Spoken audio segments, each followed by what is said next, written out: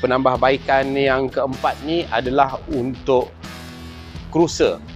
Jadi bermaknanya kita ada pickup, ada top speed sikit kan. Itu dah cukup memadai lah kan. Ada yang tanya kan macam mana selepas membuat R&D part yang keempat tu kan, ada efek ke, ada isu ke, apa ke kan.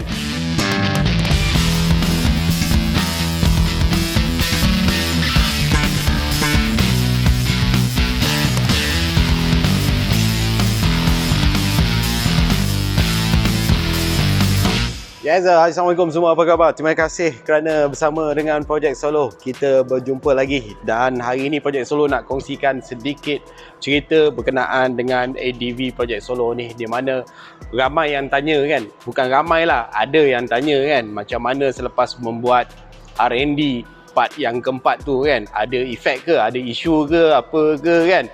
Jadi Projek Solo nak kongsikan selepas upgrading yang keempat, jadi tak ada apa-apa masalah sebenarnya. Tak ada isu besar lah yang berlaku selepas kita membuat penambahbaikan dari segi performance upgrade yang keempat. Puncanya apabila kita nak buat upgrading ni, sebabnya kita dah tahu ADV kita ni maximum top speed cuma 117 ya. Semua orang tahu kan. Jadi isunya sekarang kita nak buang yang sedut-sedut tu. Itulah poin dia untuk penambahbaikan ADV Projek Solo ni kan. Jadi sampai sehingga ke hari ini dah yang keempat, isu sedut-sedut tu dah tak ada.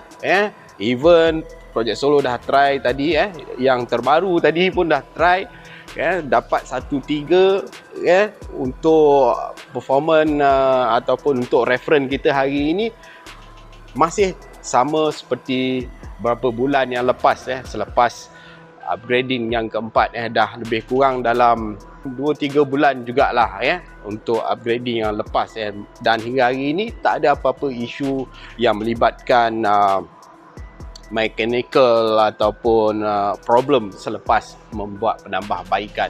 Tak ada apa-apa masalah. Projek Solo cuma menitik beratkan pada CVT, banyak pada CVT, dan untuk dari segi mechanical tak banyak yang berubah, cumanya pada gearbox dia. Mechanical di gearbox menggunakan T18. Itu ajalah yang berkait dengan mechanical.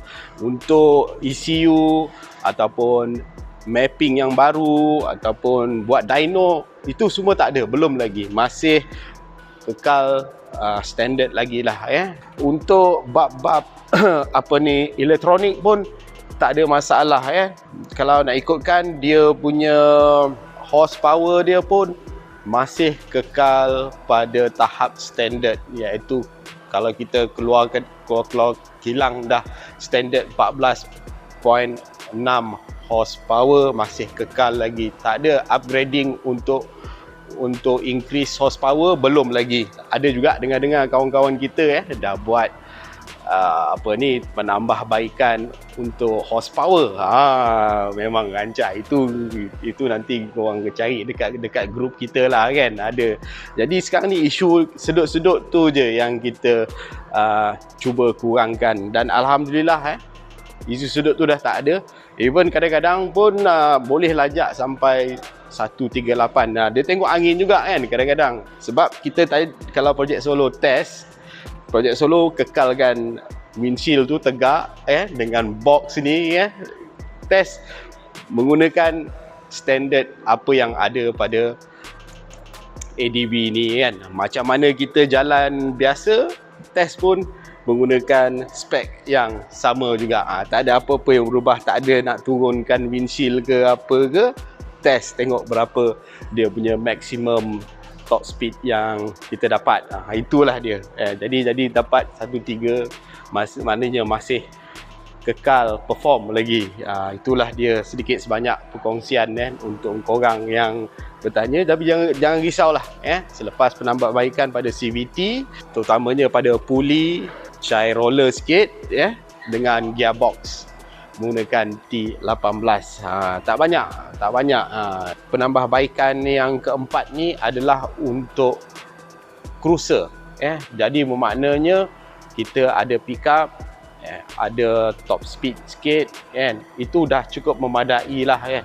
Isu sedut tu dah tak ada, dan selepas pada penambahbaikan ni tak ada timbul kesan yang tak baik pada jentera kita. Masih standard masih standard, dan servis pun masih standard.